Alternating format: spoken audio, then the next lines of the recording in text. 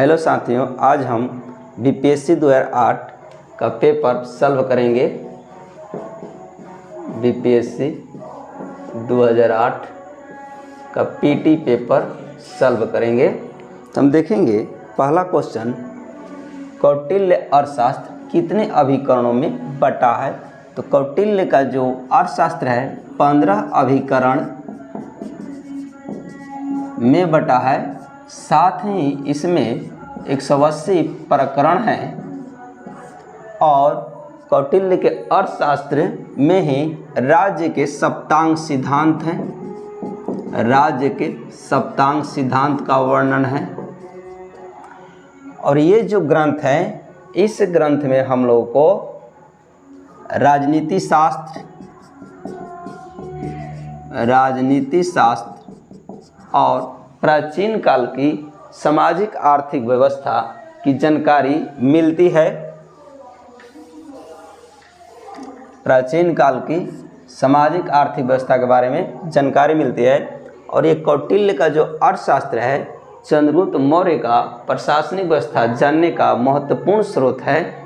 और इतना महत्वपूर्ण किताब की जानकारी हमारे विद्वानों को 1909 में होती है। 1909 में हमारे विद्वान को कौटिल्य के जो अर्थशास्त्र है इसके महत्व का पता चलता है। और ये कौटिल्य का अर्थशास्त्र है, इसकी तुलना अरस्तु के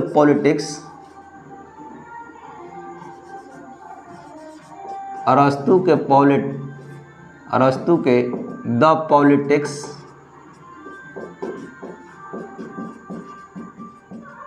और मैकियावेली के द प्रिंस से की जाती है।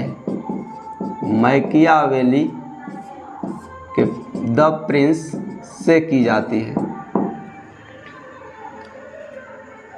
और दूसरा क्वेश्चन देखेंगे, सेंड्रकोटस से चंद्रगुप्त मौर्य की पहचान किसने की। तो हम देखेंगे सेंड्रकोटस से चंद्रगुप्त मौर्य की पहचान विलियम जोन्स ने की थी। विलियम जोन्स ने की थी।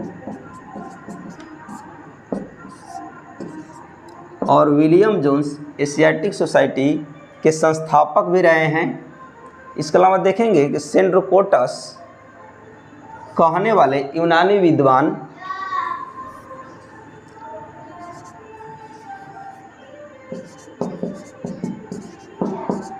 स्ट्रोबो और जस्टिन हैं। स्ट्रोबो और जस्टिन ने चंद्रगुप्त मौर्य को सेंड्रकोटस कहा, जबकि एरियन और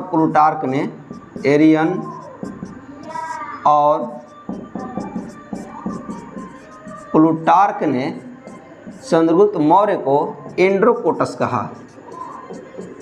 एंड्रोकोटस कहा है। और सेंड्रकोटस की पहचान चंद्रगुप्त मौर्य के रूप में विलियम जोन्स ने किया है। फिर देखेंगे अगला क्वेश्चन, अशोक के ब्राही अभिलेखों को सर्वप्रथम किसने पढ़ा।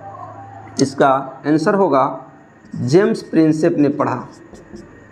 जेम्स प्रिंसेप ने अशोक के अभिलेख को पढ़ा। और ये अभिलेख 1837 ईस्वी में इन्होंने पढ़ा। और ये जो ब्राही अभिलेख में ब्राही लिपि में लिखा हुआ जो अभिलेख है, ये टोपरा से जो दिल्ली लाया गया था, उसी अभिलेख को जेम्स प्रिंसेप ने पढ़ा है। और टोपरा से दिल्ली फिरोज शाह तुगलक ने लाया था। फिरोज शाह तुगलक जो है अशोक के अभिलेख को टोपरा यानी हरियाणा में पहले ये अभिलेख था जिसे दिल्ली लाया था, इसलिए इसका नाम दिल्ली से टोपरा माने दिल्ली टोपरा हो गया इस अभिलेख का नाम। और दिल्ली टोपरा अभिलेख को जेम्स प्रिंसेप ने 1837 ईस्वी में पढ़ा था। हम देखेंगे अशोक के जो अभिलेख हैं 4 लिपियों में हैं, ब्राही, खरोष्ठी, अरमेइक और यूनानी। 4 लिपियों में हैं। और इसमें हम देखेंगे जो खरोष्टी लिपि है ये फारसी लिपि की तरह लिखी जाती थी, यानी कि दाईं से बाईं की ओर, दाईं से बाईं ओर लिखी जाती थी फारसी की तरह।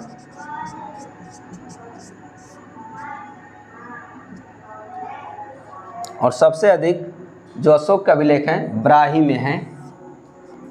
अंतिम मौर्य सम्राट था, अंतिम मौर्य सम्राट वृहद्रथ था। वृहद्रथ तो हम कुछ देखेंगे। वृहद्रथ का सेनापति पुष्यमित्र शुंग था। पुष्यमित्र शुंग वृहद्रथ का सेनापति था और वृहद्रथ जब सेना का निरीक्षण कर रहे थे उसी समय पुष्यमित्र शुंग ने वृहद्रथ की हत्या कर दी, यानी 184 ईस्वी में BC में पुष्यमित्र शुंग ने वृहद्रथ की हत्या कर दी और एक नए राजवंश शुंग वंश की स्थापना की। अब देखेंगे पाटलिपुत्र के संस्थापक कौन थे। तो पाटलिपुत्र के संस्थापक हर्यक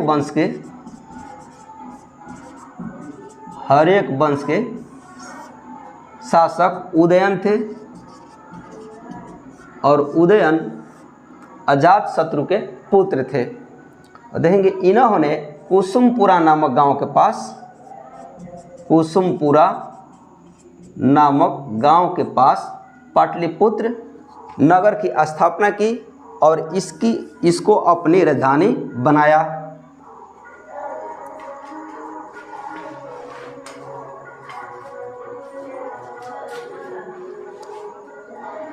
फिर इसके बाद हम देखेंगे बोधगया का बोधि वृक्ष अपने वंश की किस पीढ़ी का है। तो हम देखेंगे ये जो बोधगया का बोधि वृक्ष है ये अपने वंश का 6ठम पीढ़ी का है, 6ठम पीढ़ी का है। और देखेंगे ये जो बोधि वृक्ष है यहीं पर माने इसी वृक्ष के नीचे महात्मा बुद्ध को ज्ञान की प्राप्ति हुई थी। महात्मा बुद्ध को ज्ञान की प्राप्ति हुई थी और इस बोधि वृक्ष को गौड़ के राजा शशांक ने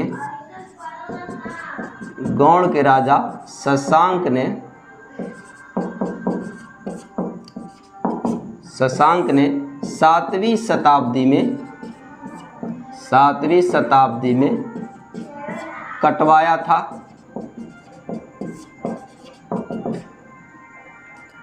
फिर अगला क्वेश्चन देखेंगे नव नालंदा महाविहार किसके लिए प्रसिद्ध है। तो नव नालंदा महाविहार पाली अनुसंधान केंद्र है, पाली अनुसंधान केंद्र है। और देखेंगे हम यहाँ पर नालंदा विश्वविद्यालय है, नालंदा विश्वविद्यालय है जिसकी स्थापना गुप्त शासक कुमारगुप्त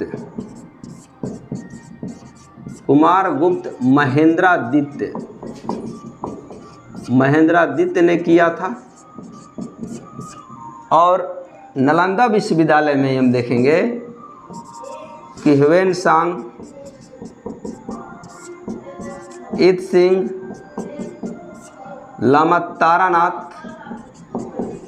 ने बौद्ध ग्रंथों का अध्ययन किया था, यानी यहाँ पर ये पढ़े थे। इसके बाद देखेंगे विश्व का पहला गणतंत्र वैशाली किसके द्वारा स्थापित हुआ।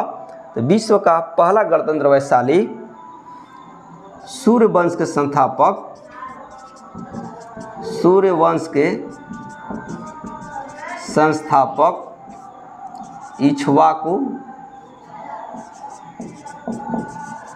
इक्ष्वाकु के पुत्र विशाल ने की थी। इक्ष्वाकु के पुत्र विशाल ने वैशाली गणतंत्र की स्थापना की थी। और हम देखेंगे ये जो वैशाली गणतंत्र है यहाँ पर लिच्छवियों का शासन हुआ करता था। तो देखेंगे कि वजी संघ में सबसे प्रमुख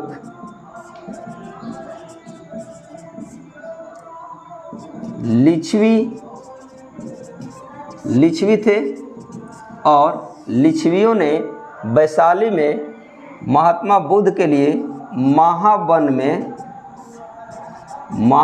में कटागारशाला का निर्माण किया था। कटागारशाला का निर्माण किया था और यहीं पर महात्मा बुद्ध रहकर उपदेश दिए थे।